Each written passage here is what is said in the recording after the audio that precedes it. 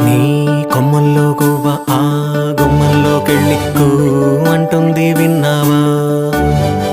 నీ మబ్బుల్లో చల్లు ఆ ముంగిట్లో పూలు పూయిస్తే చాలన్నావా? ఏమవుతున్నా గానీ ఏమైనా అయిపోనీ ఏం పర్వాలేదన్నావా?